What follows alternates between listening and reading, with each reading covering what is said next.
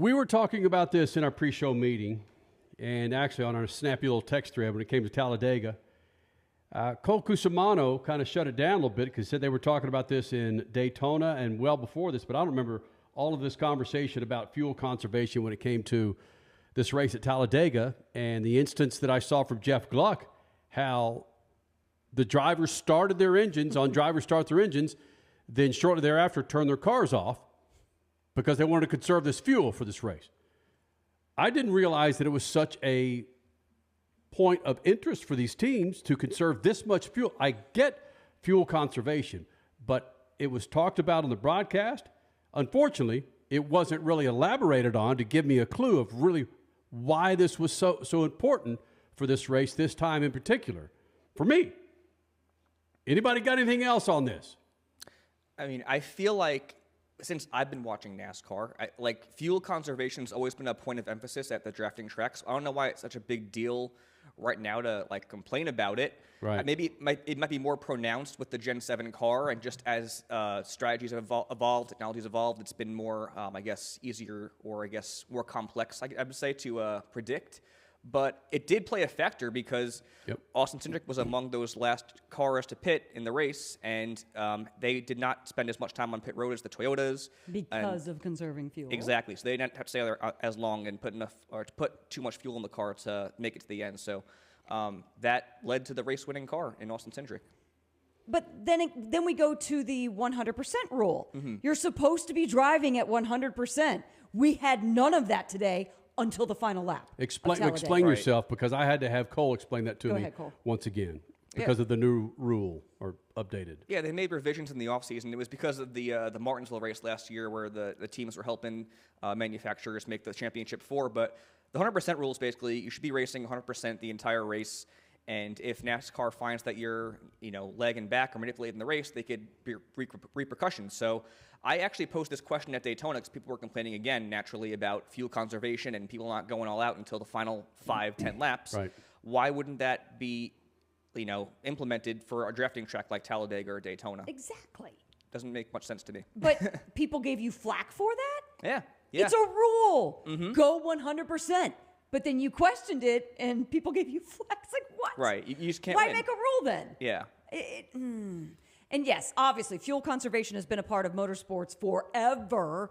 But for a large superspeedway race, such as Talladega, starting the race with this mentality and conserving from lap 1, that just blows my mind and just takes everything out of I still enjoyed watching the race, but it just makes it a strategy that just isn't fun for 188 laps. I'm not a fan. Again, I'm a little raw from sitting on the fence with this race. It didn't overwhelm me with excitement. Didn't disappoint me to a degree where I wanted to throw something at the television. It's just like, okay. But typically that's not Talladega for me. That's not Atlanta. That's not Daytona. It's not superspeedway racing for me. We talked about it last week, how I enjoy these races because outside of a road course and maybe Bristol inside the playoffs, it keeps my interest the entire time. But this one, like I said, about midway through stage 2, it's like, I need to go replace some drips out there on the sprinklers.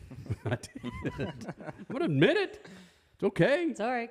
Richie was racing his F1 rig. Yeah, I found an article I shared with you guys earlier in our text thread, and I put it out on Twitter as well. Interview with Ricky Stenhouse Jr., where he kind of dove pretty deep into this and explained why this is the case now. And I'm not going to obviously read the whole. You can go check it out. It's on formotorsport.com. But he dove deeper into it than anything on the Fox broadcast. I don't know if you guys caught this. I sure as crap didn't, but they didn't talk anything about why this fuel save was so important. So this is Ricky Stenhouse Jr. He says, tires don't mean anything for the most part.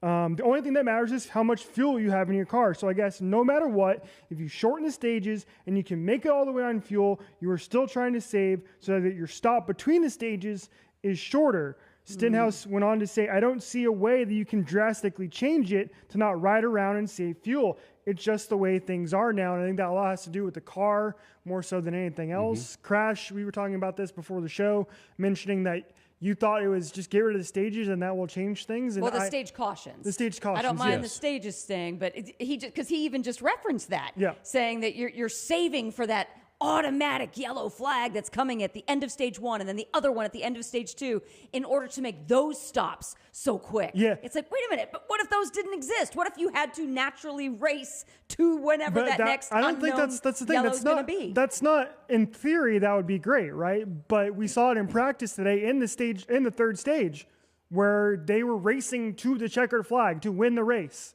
And they were still saving the entirety of that third stage. But and that happens in other races. I feel like that was more organic. I mean, to do that from lap 1, though, I just... Well, Cole, you brought up a point about the last race of Talladega, their speed. Yeah. So actually, Seth Eggert pointed this out. On the final lap of the race, 19 of the top 20 drivers turned their fastest lap of the race. So it was, clear as day. They were definitely saving the entire race and going all out in the final lap for the win, which, as you should, but I don't know. It doesn't sit me that you're not racing 100% for that entire race, Are we trying to make something out of nothing with this? No, I think there is something here. You know what this reminds me of? It reminds me of the National Basketball Association when some teams won't play their stars because they want to rest them, and the fans get pissed off. It's like I paid my money to see Luka. I paid my money to see Leonard. I just paid my money to see these superstars, and maybe it gets to a point where it's like, dude, I paid my money for you guys to go balls out for the full how many laps? 188. 188 laps. Yeah, I 500 paid miles. my money to see 195 miles an hour, not 185. Yeah. Mm-hmm. I mean, can you really tell? No, but you know it. Right. But wouldn't things change, though, if the aerodynamics of this effing Generation 2 freaking mini car, the downforce was a little different, right? Definitely could be. I mean, you might see more guys try to formulate runs. Yeah. But I don't know. That could be it. God damn, I just can't imagine being a race car driver and having to sit there on some guy's bumper. 75%. Just... What? That's not racing. That's not purity, Richie. I was giving Kyle Larson crap.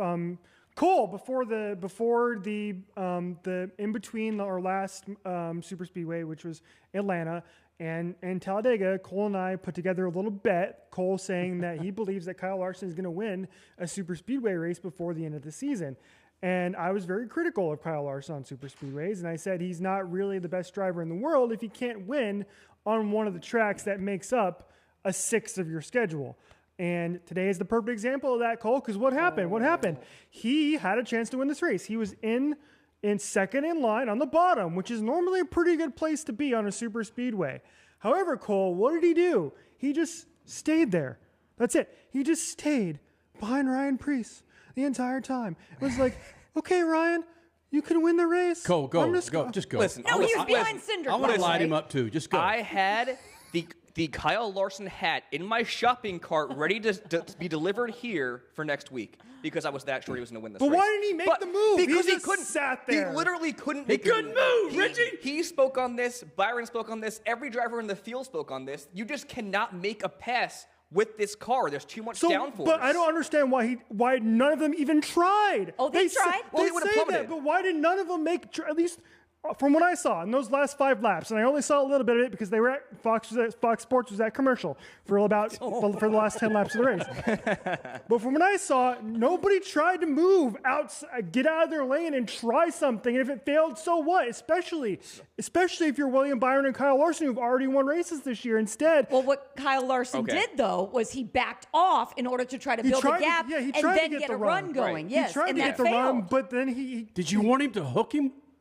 You would be mother effing freaking Kyle Larson if he hooked him, Richie. No. Yes, absolutely. Yeah, he's done it before at Talladega and Daytona, so it's not wouldn't be the first time.